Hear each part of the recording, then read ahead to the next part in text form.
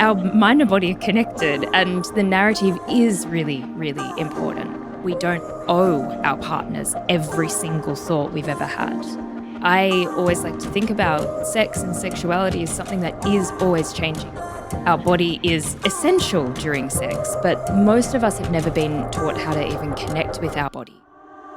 My name is Abby. And my name is Liam, and you are listening to the Evolving Love podcast. In this podcast, we deep dive into the topics of non-monogamy and relationships, drawing from our experiences of being consensually non-monogamous for over a decade. Whether you're monogamous, polyamorous, curious, or anything in between, we invite you to join us for this conversation. Let's begin. It is truly a pleasure to have Georgia Grace, or G-Spot to those on social media, join us for this conversation. Georgia Grace is a certified sex and relationship practitioner and somatic therapist who is particularly known for her work in somatic sexology, embodied counselling, and trauma-informed practices. Her approach to working with sex and relationships is inclusive, sex-positive, and shame-free, and supports individuals, couples, and groups to overcome common sexual concerns. She is also a co-founder of Normal, a sexual wellness company where she works with Lucy Wark and a team of experts to create educational courses and design modern sex toys. Georgia also hosts the podcast Glad You Came, and in October 2024 released her critically acclaimed book, The Modern Guide to Sex. This conversation was our first time meeting Georgia, and we were immediately captivated by her intellect, wit, compassion, and articulate way of explaining concepts. Based in Australia, we are thankful that one of the leading voices on sexuality is someone who embraces a forward-thinking, inclusive, and sex-positive approach. In this wide-roaming chat, we discuss faking orgasms, masturbation scripts, the concept of the learning edge, embodiment and sexuality, top-down and bottom-up therapeutic approaches, the role of porn, the window of tolerance, upregulating and downregulating, practice versus play sessions, maintaining erotic desire, listening to your body's cues, and so much more. And now we bring you Georgia Grace. Well, we have been deep diving your incredible book, The Modern Guide to Sex, and we have been absolutely loving it. It's such a beautiful book. Oh, thank you. That's so nice to hear. Writing a book is such an intense and vulnerable and scary, terrifying thing. And hearing that people like it and find it useful is, I guess it's exactly why I wrote it. I just found myself nodding and smiling the whole time. And it's also just the way that it's all set out. I love all of the images in it. And I love how it's put together, the illustrations. They're super beautiful. Very well done. But we thought we'd start off the conversation today. There's so many little bits and pieces that you kind of really dive into. And one of those is you talk about embodiment.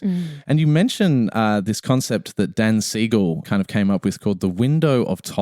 And I was wondering if you could share with us what the window of tolerance is. It's a great place to start because I think that also when we're talking about sex, the place that we need to start is feeling safe and present and regulated, which is why it was so important to include in my book. So as you said, this is a framework whereby Dan Siegel developed it, and it essentially looks at the space in which a person, the window is the space in which a person can process and respond to information with ease or feeling regulated and feeling safe.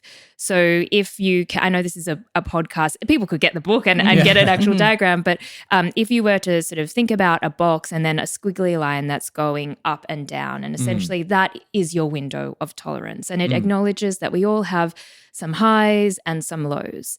However, for those who are living or working with trauma, who are chronically stressed, or maybe there is a specific trigger or stressor in their life, their window of tolerance may be slightly narrower, or there may be a trigger that sends them outside of their window of tolerance. And then up the top, we have what we call hyperarousal, and that essentially refers to our fight or flight responses. So that can often feel like my heart is racing, I'm ready to fight with my words or actions, I need to run away, but it's more of the up feeling. So it's the upregulated feeling.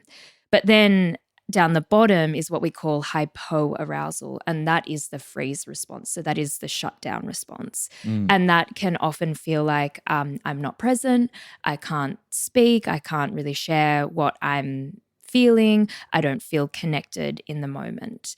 And some people spend a lot of their lives outside of their window of tolerance. So in session, if we're noticing that all those themes are coming up, what we'll do is I'll sort of draw that out on a whiteboard.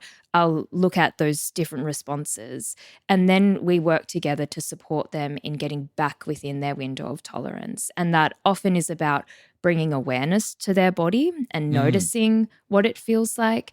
And then it's also about teaching them regulation. So regulation is just this, foundational tool that many of us have never been taught how to do, but it's essentially learning how to upregulate or downregulate your nervous system so that you feel safe and present and grounded. And yeah, it seemed really important to include in my book because my book focuses on both top-down and bottom-up approaches, and top-down is the classic talk-based therapeutic approaches that we know a lot of.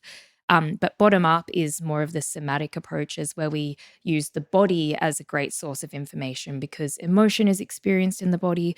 I'm sure, you have heard, but also your listeners may have heard about, when we're talking about trauma, the body keeps the score. That's the classic Bessel van der Kolk. Book. Yeah, great book. That has been really important for a lot of people. So, yeah, it was really important to include it in my book because we can't really even talk about pleasure. We can't talk about sex or sensation if someone isn't able to feel present or regulated, or if sex becomes this stressful or triggering thing for them. And can you share a little bit more about upregulating and downregulating and what that looks like? Yeah. So this is, it could look like an everyday practice, which is essentially just recognizing that, I'm feeling like really stressed in my body. I might need to get up and shake my body. Or for others, it might mean I need to lengthen my exhale. So upregulating is any time we're sort of bringing movement or we're bringing faster breathing to move into action. And then down regulating is to slow down our nervous system. And that could be as simple as, lengthening your exhale or feeling for grounding. And I think, as I was saying before, this is a tool that none of us have been taught how to regulate our nervous system, our emotions. And I think that leads many people to feeling like they don't have choice in how they respond to things. And I think all good therapy is about supporting people in learning that they have choice and bodily autonomy. And yeah, that's something that we would work through. And I guess like a really simple practice or something that I might do, especially if someone was very new to it, because like it's a great question, what even do these words mean? And what we might do is we might go, okay, how does it feel to just breathe in the way your body is breathing? And then what would it be like to sort of quicken your breath and to quicken your movement, maybe bring some shaking? Okay, this is what up feels like. And then we'll go, okay, now lengthen your exhale and slow everything down. And this is what down regulating feels like.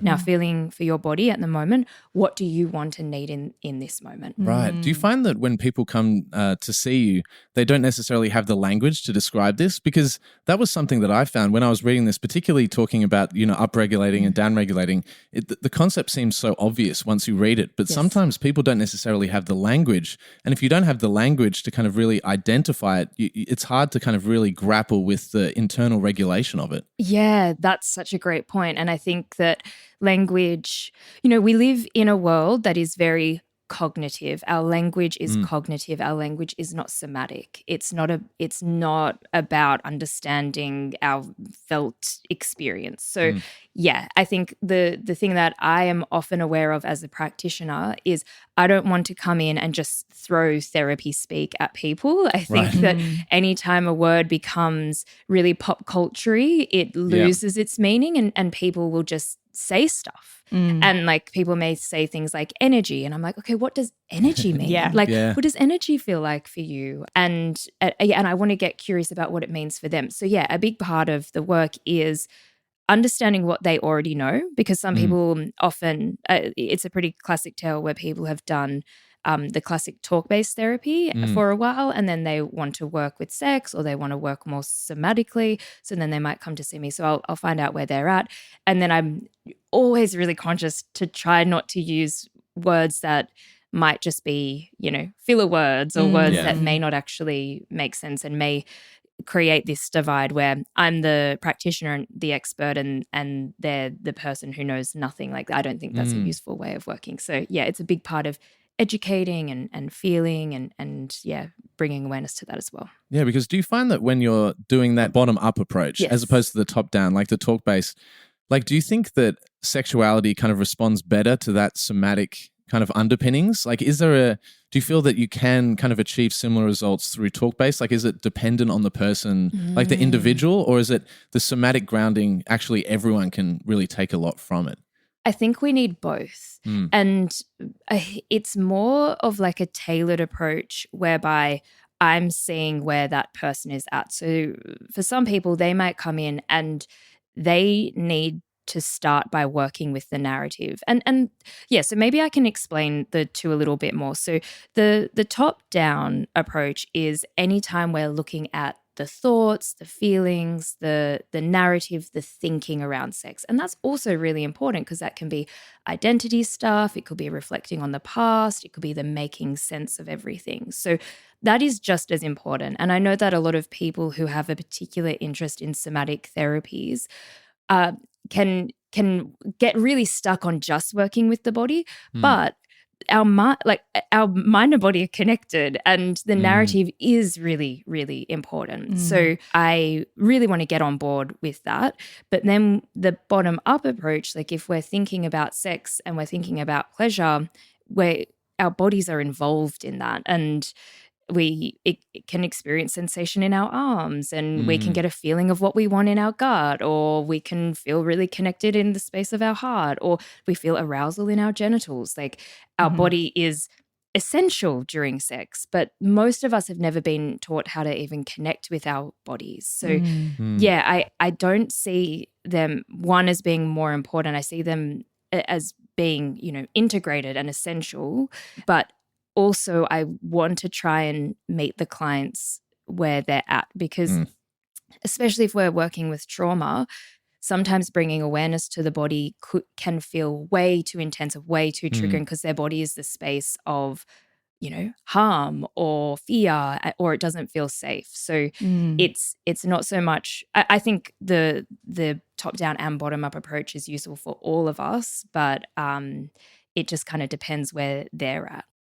A very individual process. Yes. One of the questions that I have, and it's something that people ask us, is when it comes to consent and exploring non-monogamy, or just say there's a couple and they want to open up their relationship and they're listening to their body and they're trying to feel, okay, how am I feeling about this? What's coming up for me? Am I feeling positive about it, or what's holding me back?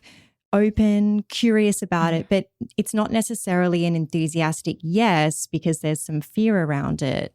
And should you only pursue things that are a deeply enthusiastic yes? But if you're exploring some non-monogamy and we are stepping into the unknown, where is the line between like breaking a boundary and sort of not listening to a no, but also being open to exploring a potential yes? Because I know for myself, of course I was a little bit nervous about exploring non-monogamy, but that was in a balance with excitement as well. But it wasn't fully, I was very excited, but I didn't know.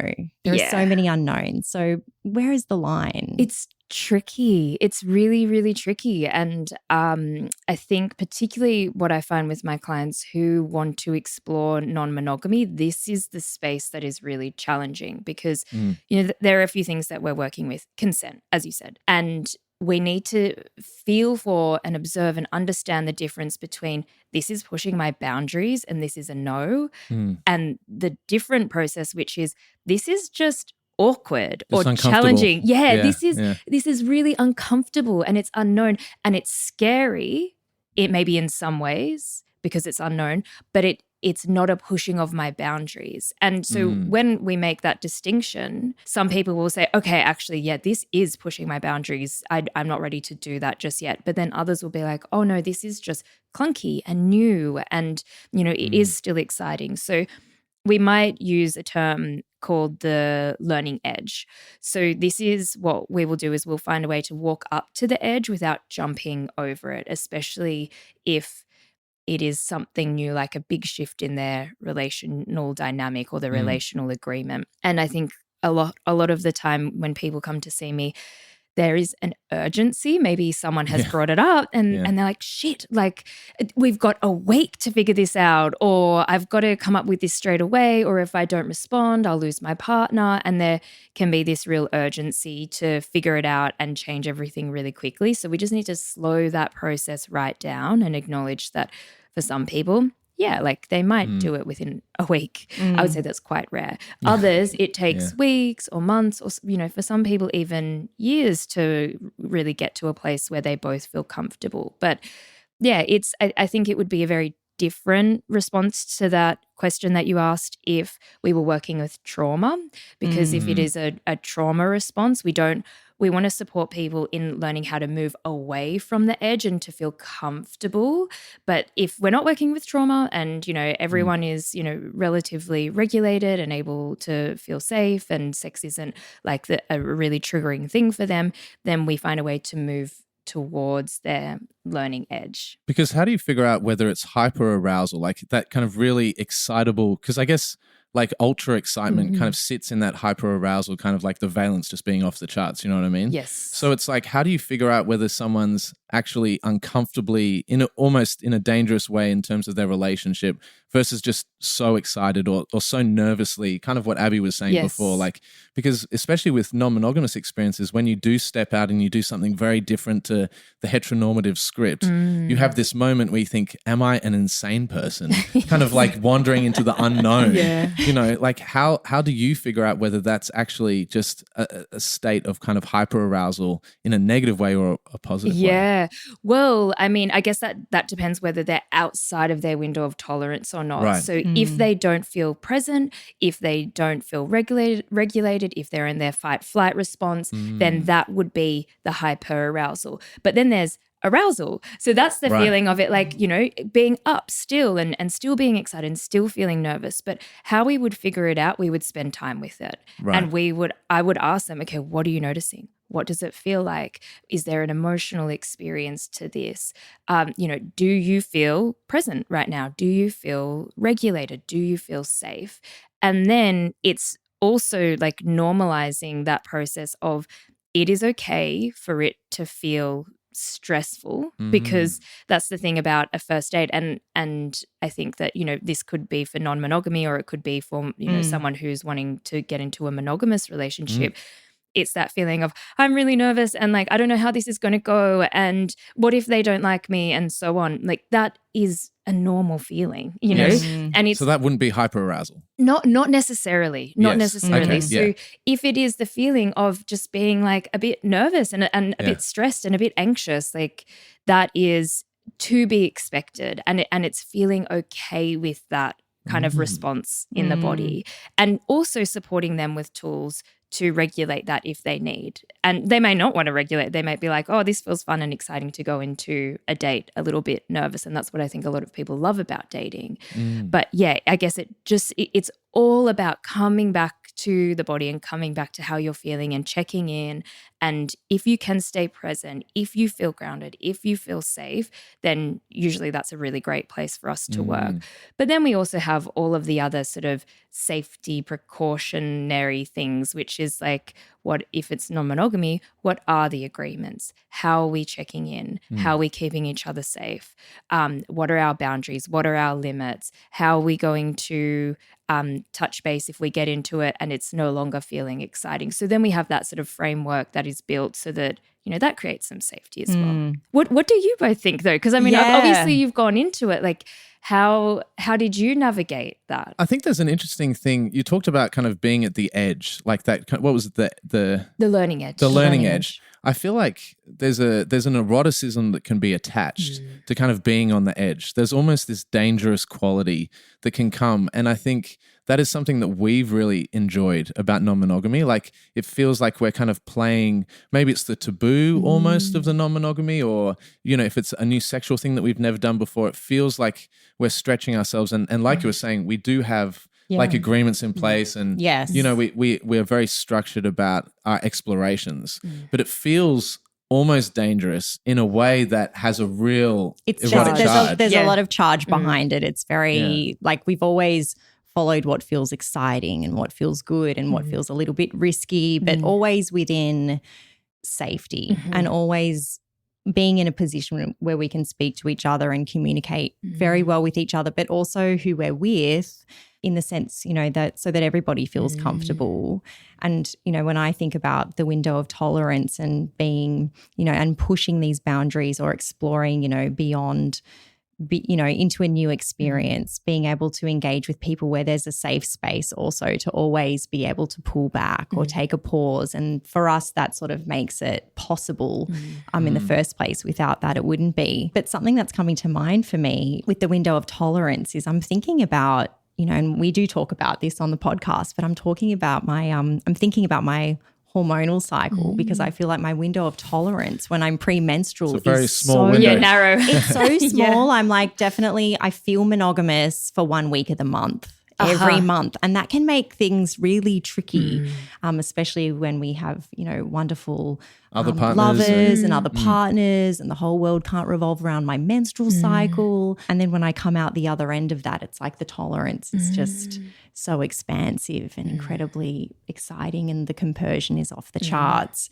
And for us, we've gotten to a place where we just sort of understand that that's how things are, and it's a process and a conversation. But is that something that you've noticed with your clients, or is this a common occurrence? Yeah, absolutely. For many people who have a menstrual cycle, and I think the reality is that it can feel really challenging, and some people are dealing with pain, some people are dealing with PMDD and feeling like really, really depressed, you know, frequently throughout the year, and then feeling really, really good. I think one of the things we work with is the awareness around it, and that is tracking what happens and tracking how your emotional state changes or how it affects how you think and feel. And we bring awareness to that, and then we plan for it and support them with a whole range of tools that can help them when they are feeling really low. And also their partner too, so that their partner can be really supportive. And I think this is like a larger conversation. I mean, this is probably different to say if someone is really working with depression and it's debilitating, that I maybe want to sort of park that one to the side and instead look at just our emotional experiences in general. And a lot, you know, it is expected as human beings that we will feel good and we will feel bad. And I think so much of what we strive for is like the pursuit of happiness, and to be happy all the time, every day, throughout the day. And then when we're not happy, we think there's something wrong with us. But actually it is expected that we will feel bad. Like we have to feel a whole range of emotions and experiences. So it's almost like normalizing that, but then allowing people to be able to experience the bad stuff and not get derailed by it, and to understand emotions as things that tell us that maybe a boundary has been pushed, or a need hasn't been met, or we need to advocate for ourselves, or, you know, anger is a really important emotion for us if we, you know, express it in a healthy way that isn't harming others. But anger is often an emotion that tells us that we need to mobilize, we need to advocate for ourselves. We feel like a boundary has been pushed or not respected. So yeah, it's kind of developing a relationship with emotions that a bad emotion or feeling bad isn't necessarily, quote, a bad thing. If you are enjoying this episode of the Evolving Love podcast, we invite you to follow, comment, and subscribe. Sharing the podcast with friends, family, or lovers is the best way to support the Evolving Love podcast. If you are interested in diving deeper and accessing my premium writing archive and other exclusive content, you can sign up at evolvingloveproject.substack.com. I have a question around getting into habits with our masturbating, or, what brings us to orgasm, and like finding routine to the point of like finding something that is like a go-to. We don't often talk about our sex life, but, I'll share, when I masturbate, there's like always something that comes to mind, and it's like my thing, it's my go-to. And lately, and it's always about compersion. It's always some compersive fantasy or memory or something that's happening. And I've been thinking recently, I'm like, I feel like I need to expand beyond this. Like, can you share a little bit about like getting into these habits, like training our body, and then like maybe breaking that cycle and trying something new? Yeah, it's a really great question, and it's often something that people can also come to me and feel concerned by. I mean, others may be like, no, this is my thing and I really like it. But others will be like, no, I have to fantasize about this specific thing and I want to change it. So maybe wherever anyone is at in the thinking, you're comfortable with it and you just want to explore more, or it's like concerning, or you feel like you're holding on to it too tightly. I guess what we would do is we would allow for exploration. And to do that, I guess we need to take orgasm off the cards, because it might be quite hardwired. It's the reward system in our brain, like and especially when it comes to masturbation. I think about this thing, it builds arousal in my body, I touch myself in this way and I can come. So we might feel really hardwired in that process.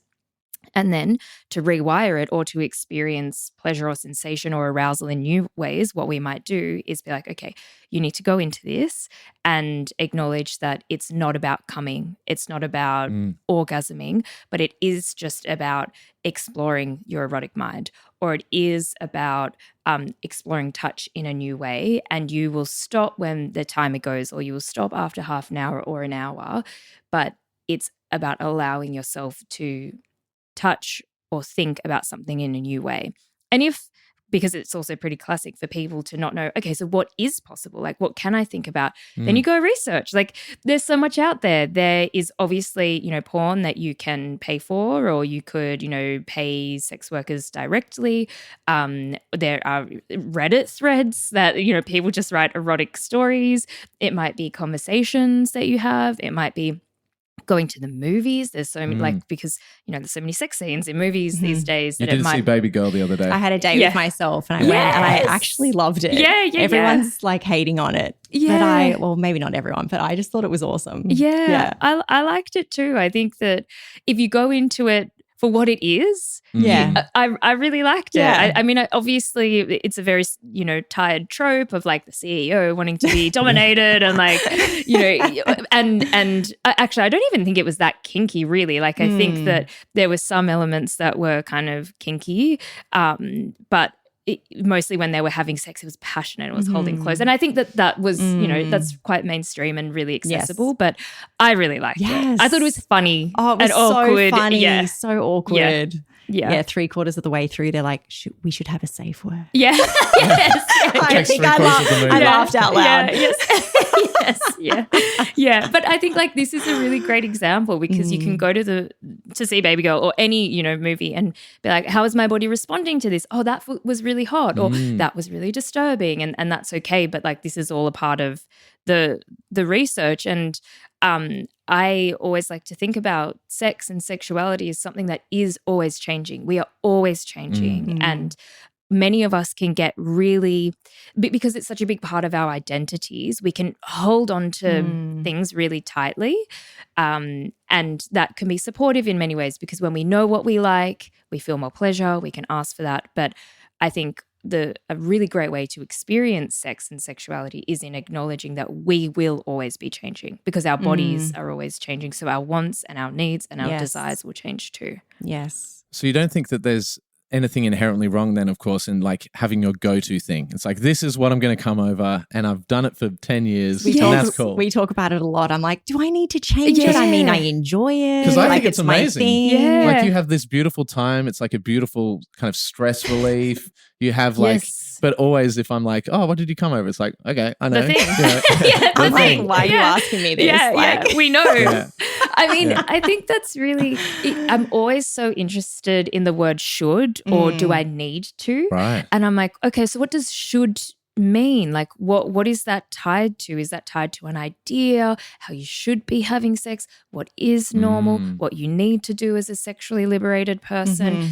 If you feel excited and pleasured and aroused and it's fun and it's safe and your body feels good, like, I mean, it sounds like a really great thing.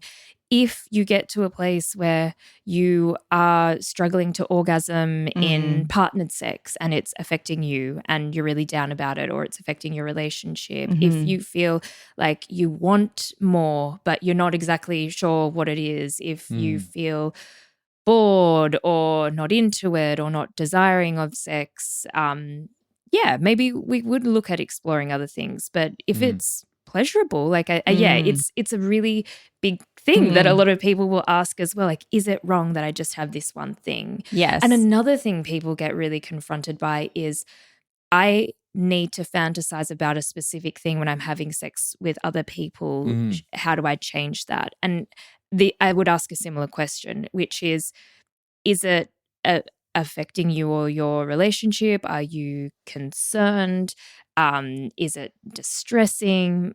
No. Okay, well, how can we get comfortable with fantasy being a big part of your sex life? It's not wrong to fantasize. We all fantasize. But then if it is distressing and it is affecting them, then we'd look at it. But no, there's definitely nothing distressing about it. It's like a light thing, but I think it all, because it's always the same scenario that comes to mind every single time for so many years. Yeah, wow, that's amazing. It's almost like it's against my philosophy of change and Yes. evolving and like trying new things. It's just the go-to, you know, but I can change and evolve in different ways. And it's not it's almost like, I think it's like a closed-minded experience to be not branching out, but it's a very open-minded fantasy. So maybe it balances out, you know? Exactly, yeah. And then we might make the distinction between like a practice and a play session, which is in the book as well. Like a practice session is where you might be like, I'm going to tap into a different fantasy. I'm going to think about something else, and that's practicing and it's non-attached to the goal or whatever. And then the play session is where you're like, I just want to come. I want to feel good. I want to think about my fantasy. I love my fantasy. And then that might be your play session. Yes. Yeah. And I say you, I'm not just speaking to you, Abby. It's like people in general. Yeah. There does come a thing that is often raised in kind of heteronormative relationships where partners feel kind of possessive over their other partner's orgasms. And it's like, oh, so what are you coming about? And they go, well, actually, I have this fantasy in my mind, but I can't share it because I feel shame or I might feel awkward to share it with my partner. Like, how do people kind of work through that? So I think like what we can do is we can hold space for the jealousy or the fear or the insecurity of that partner. And, you know, it's okay to feel a little bit down that your partner is thinking about someone else or something else. And, you know, what does that feel like for you? What does it bring up for you? And then also acknowledging that, you know, as Dr. Lauren Rosewarne says, a fantasy is a euphemism for a daydream, that our minds go places. We think about things, and many people in monogamous relationships think about kissing their barista or think about their ex or, you know, think about the person they walked past on the street, and it's thrilling and exciting. It's infidelity or a betrayal if they act on it, but I really philosophically struggle and I cannot get on board with the idea that a fantasy is a betrayal in any way or a breaking of that relational agreement. And I think you used a really important word, which is like possessive. So anytime someone is controlling someone's thoughts, like that's if that were to come up in session, that would be a really big thing that we would work on. Then we might also have some boundaries around what you share, because I think that for many people, they can overshare and they can share too much. And we don't need to tell our partners everything. I don't believe. I think that there is some information that we can keep to ourselves or share with our besties or share with loved ones or share with our therapists that we don't need and we don't owe our partners every single thought we've ever had, especially if it will be harmful or damaging. It's a big topic. Well, it comes down to, like, no matter your relationship structure, it's like viewing people like everybody is their own sexual being. Yes. They have their own sexual expression and their own person, and it's like coming together to share in sex but not owning sex, no matter if it's monogamous or non-monogamous, for sure. Because you talk in your book amazingly about the use of toys, and vibrators, and I've known people in the past, guys that I've known who've felt uncomfortable when their partner uses a toy, because it's like, I should be giving you all the pleasure. Like, why do you need to outsource this to some amazing vibrator from Normal? But it's that's a red flag. That's surely that sits in the similar place of like such possession over someone's sexual autonomy and the ability to, but also the ability to outsource and kind of celebrate in a partner's pleasure as the partner. You know? Exactly. And I think when that happens, because that does happen a lot, and I guess when it comes to me in session, the most effective thing I can do as a practitioner is stay curious about it and not bring judgment or and leave my own personal ideas aside and be like, okay, what is informing this? Often it's a lack of sex education. They haven't been given the space to learn. They've watched porn. They have this very linear narrative that their penis goes inside a vagina and that should make them squirt and convulse with pleasure, and it should happen within a few minutes. So we do a lot about sex education, and that is often a great light bulb moment, and it supports them in realizing that, oh, okay, maybe just fingering or penetrating isn't the most effective way to build arousal in my partner's body. We then also talk about the partner's experience and their shame that they maybe experience, or their insecurity when they're like, I'm really struggling to build arousal, or I'm struggling to orgasm. The toy is really great for me. It helps me feel pleasure, but then I don't want to make my partner feel insecure. So then I start faking orgasms. So we get curious about that and what that looks like. And then we queer up the definition of sex, and that is going beyond penetration and talking about what they want and talking about sexual exploration. And a lot of the time, people want more novelty in their sex lives. They want it to be free from stress, and they want to be able to explore more, and they want to be able to explore pleasure. So we really challenge those images that they have of what sex should look like, and bringing in toys can be a really important part of that process. So you talk about faking orgasms in the book as well. Yes. And I found that super fascinating. Oh, yeah. Because, as you're growing up through adolescence, I felt, often I would always be just assuming that the orgasms were getting faked. Like I never really assumed surely that person has not come 10 times in the space of 5 minutes. Did that come from a place of low self-esteem? Like you were maybe. I'm not. Well, for me, I think probably for me it was low self-esteem. But as more sexual experiences have happened, as I've gone on and I'm more attuned to the concept of someone faking orgasms, it is a really interesting thing to be in a sexual space with someone and have the thought maybe they're faking an orgasm. And my question to you is, how do you actually have the conversation with a partner where you're reassuring them, just so you know, you don't have to fake an orgasm? Is it something that you have to explicitly communicate, or is there some way that you can kind of subtly go? Because I feel like even the explicit communication almost feels like you're kind of accusatorily kind of going, well, you're going to fake an orgasm. Yes. And then they might be like, well, what happens if I actually have an orgasm? Like, why are we talking about this?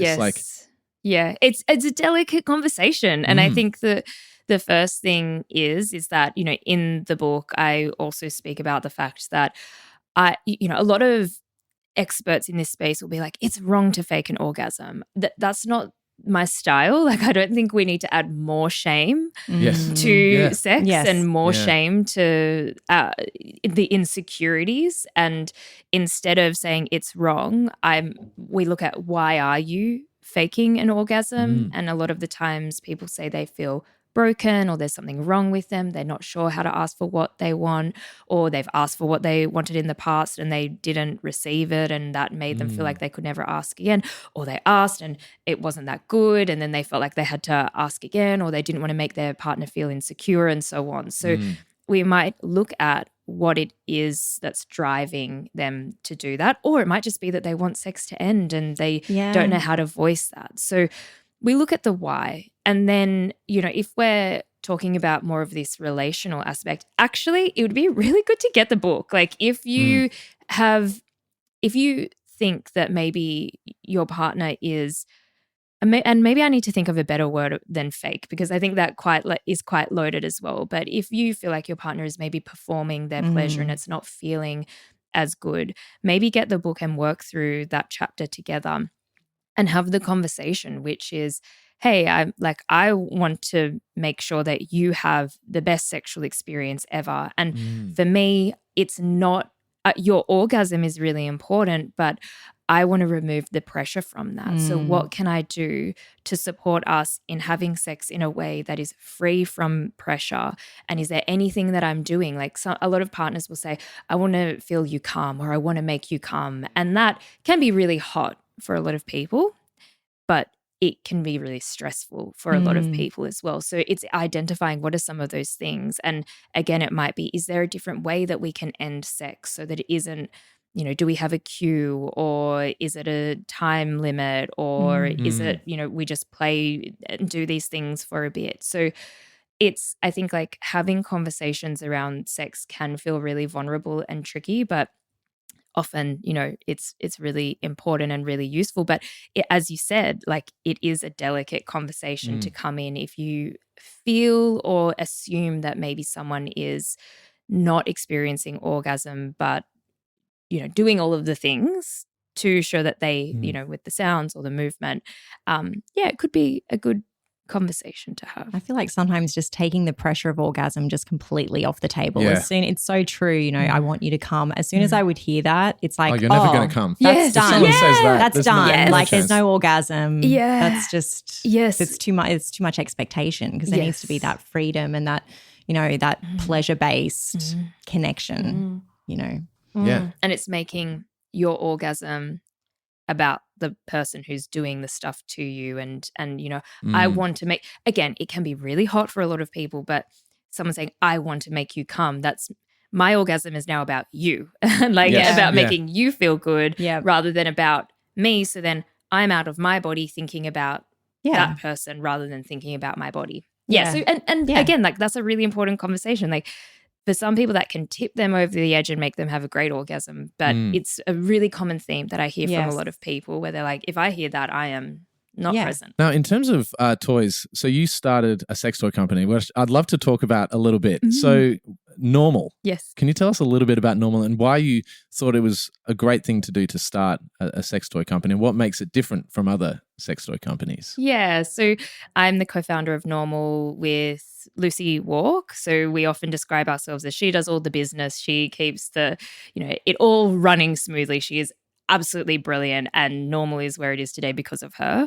And then I do all of the pleasure and the education around it, and I work with her on toy development and so on. So yeah, we are a sex toy company, and we make, I guess, like modern day sex essentials, everything from like vibrators and internal vibrators, butt plugs, a kink kit that we just developed with Abby Chatfield, a palm vibrator and card deck. Actually, that's almost nearly fully sold out, so it might be sold out by the time that this goes. Yeah.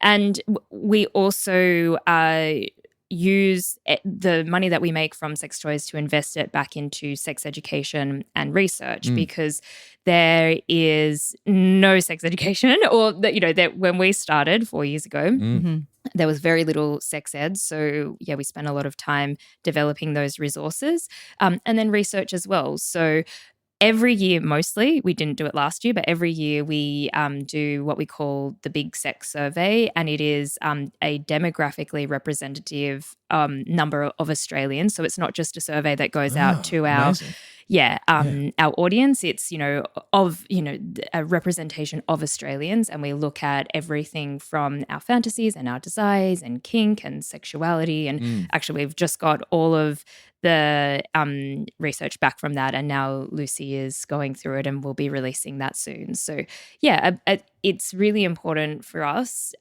to be able to provide these resources and to provide these tools and information, because very few of us have ever received it. And then I guess why it was so important to have that with toys is because if we are anticipating that we want to support people in getting more toys and sexual wellness products, they need the education, because the big thing that you were talking about was a lot of people still struggle to even incorporating that, or thinking that is okay, or thinking that is possible to use toys. But even lube, there's still a lot of stigma around lube, and expecting that a body just gets instantly wet. And stays wet the whole time. And we can develop these narratives around that being wrong, that if we don't get ourselves or our partners there. So it seemed essential to create resources and tools, but also to create really good sex toys. Well, you have created an amazing book in The Modern Guide to Sex. We recommend absolutely everyone to read it. It's really nice. Just a wonderful resource. It's definitely a book that we'll be giving our son when he's older, or hoping that he'll find his way with it. Yeah. And it's so great to have a resource coming from Australia as well, because I feel like a lot of this stuff comes from overseas. Yeah. And there are some brilliant voices, Chanel Contos, of course, with the consent stuff, and now this book with all the sex education. So I feel like Australia's coming through hard. And absolutely, everyone needs to get this book. But thank you so much for having a chat with us today. Yeah, thank you for having me. It's been such a pleasure to geek out on all of these sex terms together. I love meeting fellow sex freaks, and I mean that in the biggest compliment. We will take that as a badge of honor. I love that. Yes. I'm already going to put that in our bio. Yeah, sex freaks. Abby and Liam, sex freaks. We'll talk soon, and thank you so much. Thank you so much. Thanks for tuning in to the Evolving Love podcast. If you enjoyed today's episode, don't forget to hit the subscribe button and leave a comment on your favorite podcast platform.